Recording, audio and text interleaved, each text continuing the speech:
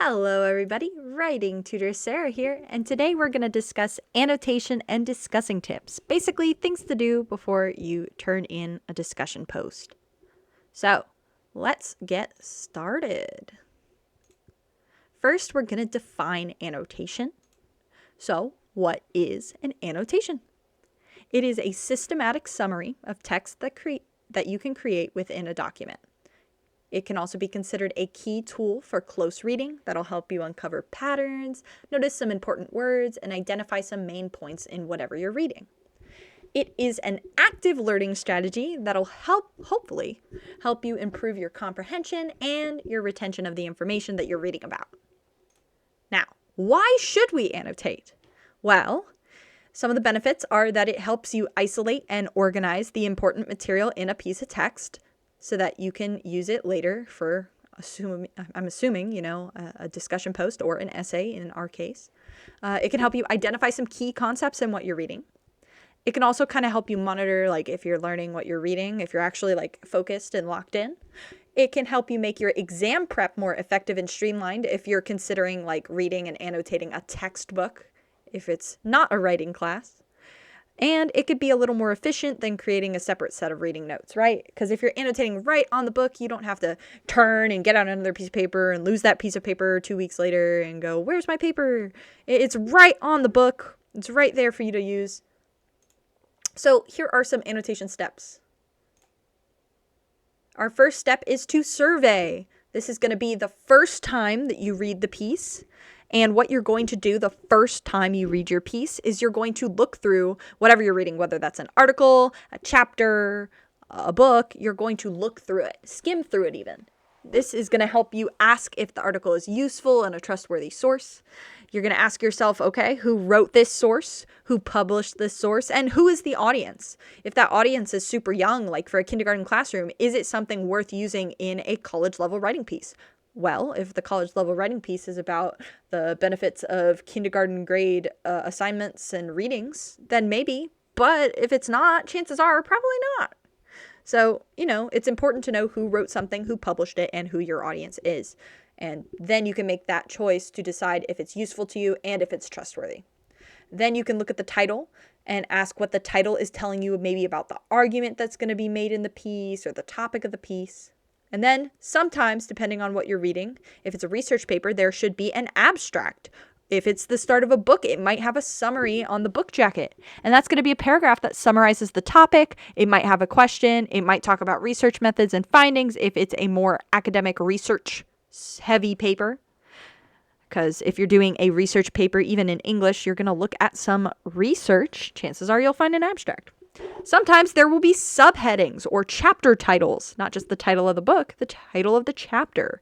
What is that going to tell you? Yes, it's going to break down the paper further, but what is it going to tell you about that specific topic?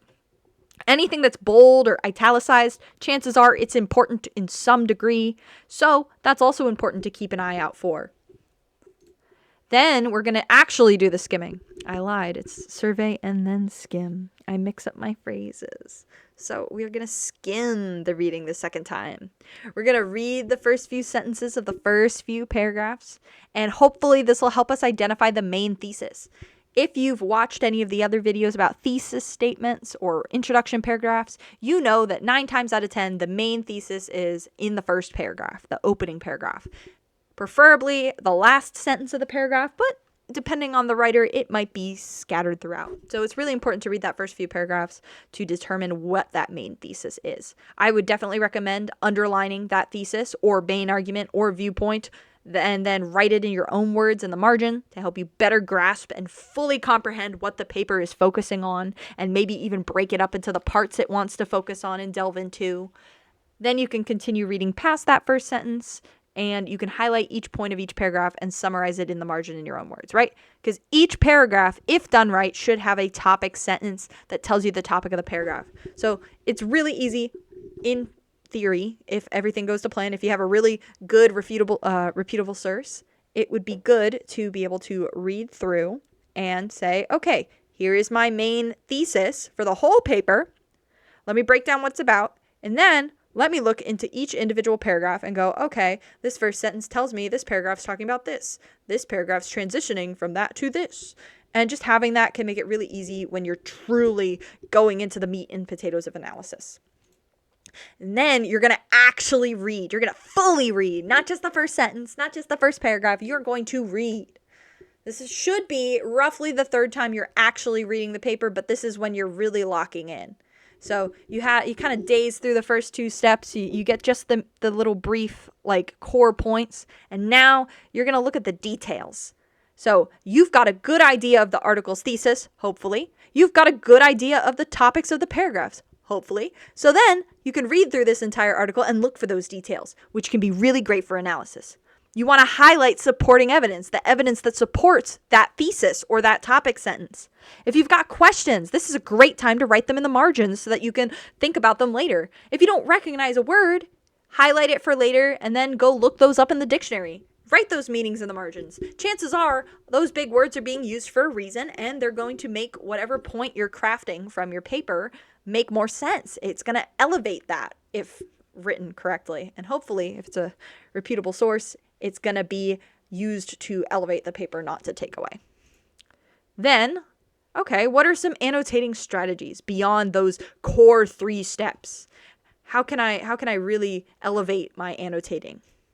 Well, summarize those key points in your own words. Like I said before, it's really important to use the headers and the words that are bolded to guide you to look for those main ideas, those main arguments, and those key points of evidence. When you summarize it in your own words, not only are you making it easier for you to comprehend, you're also kind of just locking in that information into your brain, right? So you're going to be slowly grasping that concept more and more the more you write it down. So it's a little bit for memorization, and it's a little bit for making it really easy to come back to if you're like, oh, I want to pull a quote in that paper about cats. I want to pull it from the paragraph where they talk about why cats are better than dogs. Well, if you've annotated well, chances are you'll have something in the margins about why cats are better than dogs, or a key evidence and a summary of it. So you can go, bing, bang, bomb. I've got exactly the quote I want to use for my paper, because you made it easier for you to go back and find that quote. So it's about making it easier for you, the person using this content, to write your paper. And also, this is a time when you can think about how the text is organizing. Is it in chronological order, like first I'm going to do this, second I'm going to do this, third I'm going to do this? Or is it more like a tree branching out into 3 separate points that all come together to make one key point? That can also help you decide, oh, I want to talk about the beginning of this process. I'm going to go towards the earlier paragraphs. Or, oh, I'm going to look for the paragraph that I summarized being about this specific point because I know that the ideas branch across the paragraphs. So basically, summarizing those key points are really integral for you being able to go back to this piece when you use it to write your paper or discussion post. Here's some tips on how to highlight. Some people, myself included, when I first learned how to highlight, went, oh, well, if somebody wrote this on the paper, surely it's important. And the next thing I know, the whole piece of paper is bright yellow. We want to avoid that because we want to pick and choose only the most important things to highlight. Another thing you can do is also get more than one color of highlighter. So it's, instead of a fully yellow paper, now I've got a yellow, pink, orange, green paper. But again, it's important to pick and choose what we highlight. Highlighting is only for the tippity top of all of the stuff that we really want to use in our paper, right?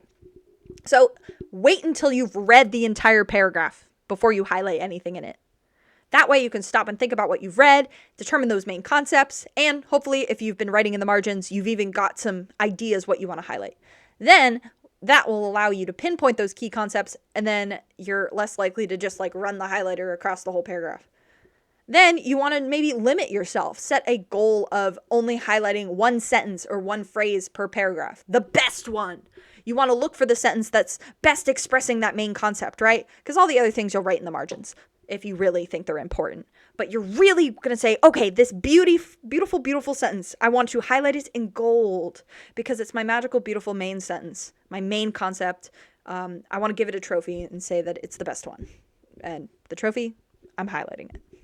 So you want it to be a novelty. You want it to have a meaning. And if you highlight the whole paragraph, it's going to lose that meaning. Then you can highlight keywords and phrases instead of the full sentence, right? You can go, okay, I like this sentence. This sentence is amazing.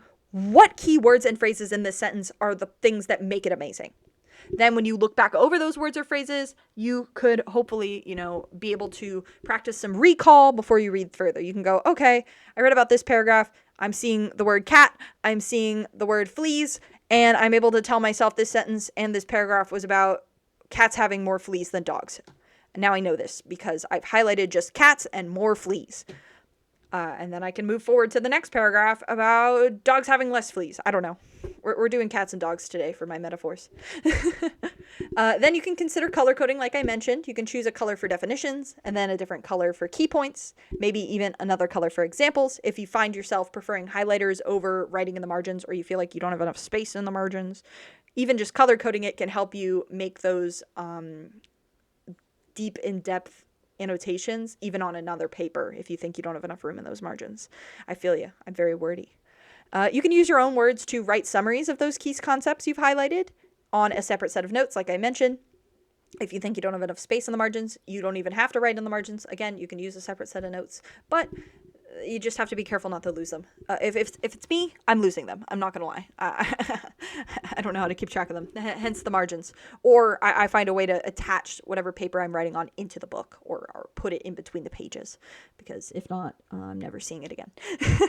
If you're reading online, you can often convert an article into a PDF document or print it to a PDF. So then you can highlight either the printed out document, or I know that there's a couple of highlighter apps or highlighter websites that'll, give you a Chrome add-on and let you highlight things directly. That way you still can highlight even if you don't have a physical copy, or you're saying, oh gosh, I've got this copy from the library and I don't want to mark it up or else they'll fine me $1 million. Another great thing is if you look up transparent sticky notes, they exist and they are a beautiful, beautiful thing. Transparent sticky notes save my life. Anytime I get a physical textbook that I have to return and I still want to annotate, I can use transparent sticky notes to write on the page. Well, not on the page, on the sticky note, and still be able to see the writing, the reading underneath. So shout out transparent sticky notes. Next, let's talk about some abbreviation and symbols you can use to, make the most of your margin space. Very simple. Cavemen could use it even, I'd argue. Try a question mark when you have a question or something you need to explore further. If you're like, I don't want to deal with this now, I'll look at it later, I'm kind of confused about this. Question mark time. If you think there's an exclamation point worth putting, that's usually something's interesting, something's a connection, or something's worthy of, putting in your discussion post. You go, I might use that as a topic later. I'm putting it as an exclamation. Then you can use the little star for anything you might use as an example or evidence from that really big point, that exclamation point. So they kind of go hand in hand. You go, okay, this is interesting. I might expand on this in my paper. And star, here is the evidence I might use to expand on that in my own paper, in my own writing. You can also make up your own symbols. I'm not the symbol police. Do whatever works for you. Lots of people have abbreviations and symbols that only they understand. And as long as you're not being paid to take notes for someone else, go for it, So you got circling important words. A lot of people recommend circling words that you don't understand, so you can find them easily when you go back to look them up. Arrows, if you're seeing those related ideas, you can maybe put an arrow from one paragraph to another to say they're connected. And of course, they always recommend writing things in the margin, but maybe you end up writing it on a separate piece of paper. You can number things and then pull the numbers over to another piece of paper if you want the extra space. Somebody suggests that you say lol to mark humorous ideas. And, maybe you need a little lull in the monotony of annotating a paper. Put a lull in there. Nobody's stopping you. As I said, questions in the margins, marking ideas that maybe contradict what was previously read or learned. So maybe they start by saying one thing and then you see them shift into another. And you go, okay, time to put this little arrow symbol to tell me that maybe there's an alternative viewpoint in this paper. Maybe they're making a argument paragraph that is, antitheses. It's against your thesis. If you've got a little plus mark, maybe you've got more to add. There's this idea you've got from this paragraph, and I want to add more. I know more, and here's what I'm going to add in that the author did not. That could be useful as well. Let's look at the key takeaways from this section. Annotation is about increasing your engagement with the text. That way, your mind's a little locked in. It's less likely to drift, and you're more likely to retain what the text is about. When you increase that engagement, then you are able to maybe achieve that mastery in a subject if it's a textbook, or you're able to really be able to grasp a paper for a Socratic seminar or a discussion or even an essay. As you annotate the text, you can also ask yourself, how would I explain this to a friend? Or you can even explain it to a friend. You could read back your margins to someone and go, here's what I learned today, if they're willing and are going to lend you an ear. Then you can put things in your own words and draw those connections to what you know specifically and tailor your notes to you.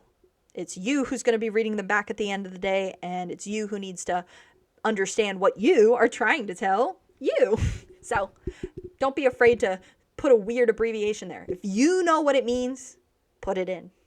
Nobody's going to shame you for that. And if they do, well, who cares? Because it's your writing and you can do what you want. I even have a little table just with an example of how somebody might have, done a geography textbook. So they took a passage from the text. This is an example of maybe too much writing. In here, maybe I would recommend, if these are important parts, that you highlight them instead of writing them in the margins. This is really small. This is something you might not be able to understand.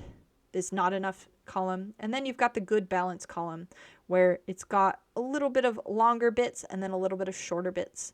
And this is a good balance for writing in your margins or writing about your paragraph. Because if you do the first one with the too much writing, you'll be there forever and you won't retain as much as you'd like. I'm going to be real with you.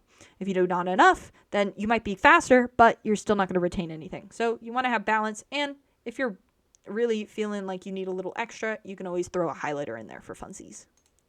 Here's some tips and tricks.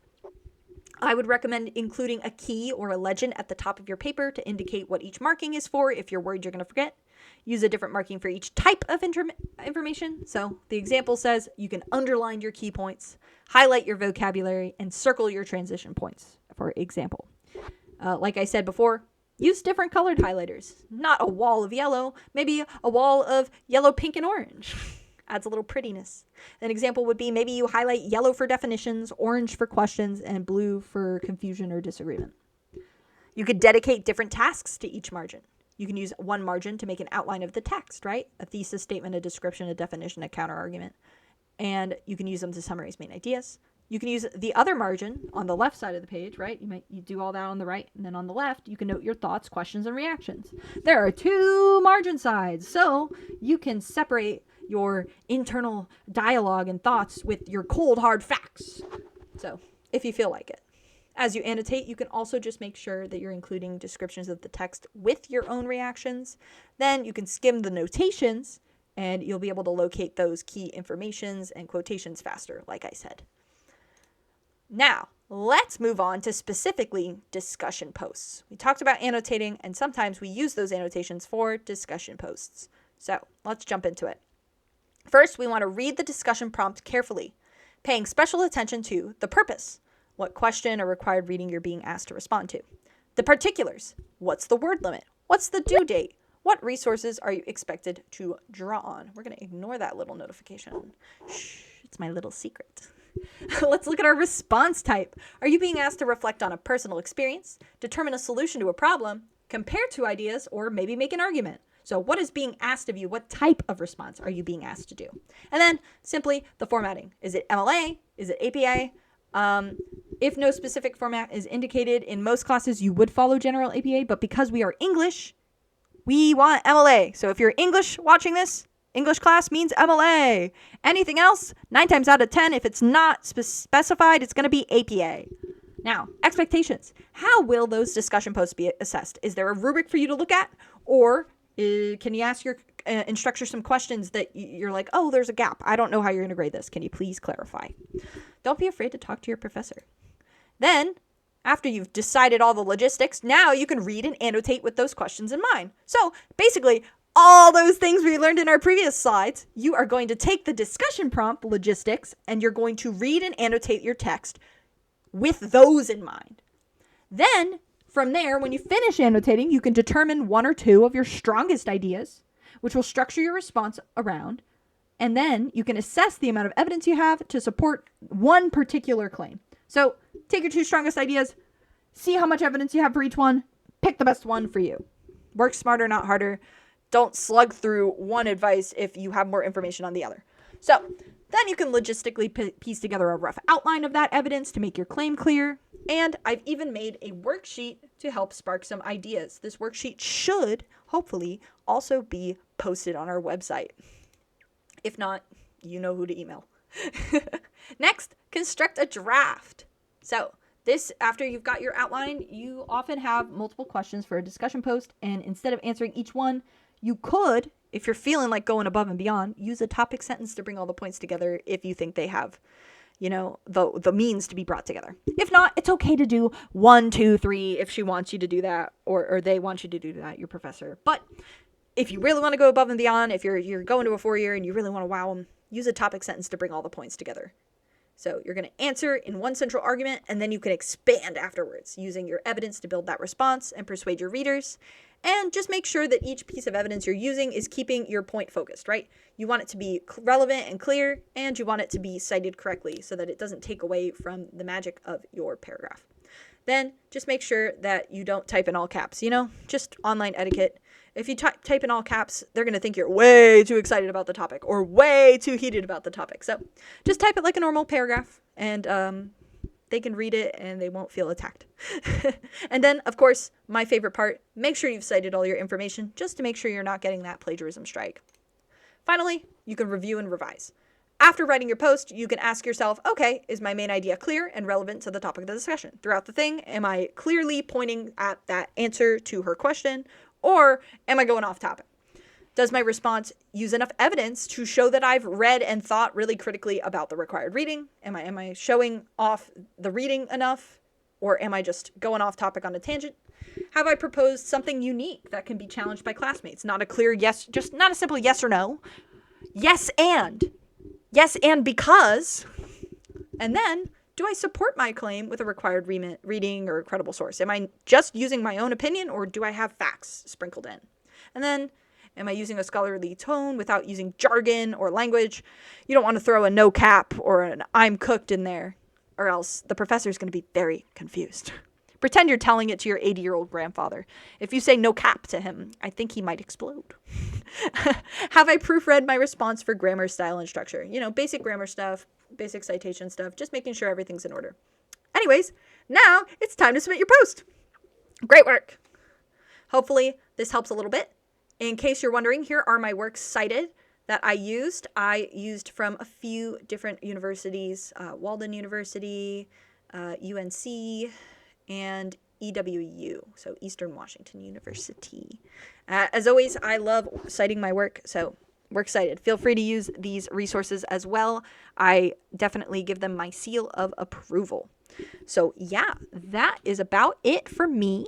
Hopefully this helped you guys a little bit, and feel free to let me know any questions, comments, concerns. We hope to see you again soon at the Writing Center.